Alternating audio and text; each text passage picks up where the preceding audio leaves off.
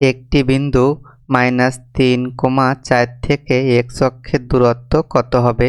লেখচিত্রে x ও x plane হলো x অক্ষ এবং y ও y প্লেন হলো y অক্ষ। x অক্ষ এবং y অক্ষ ও বিন্দুতে ছেদ করেছে। এখন আমরা -3,4 বিন্দুটি শনাক্ত করব।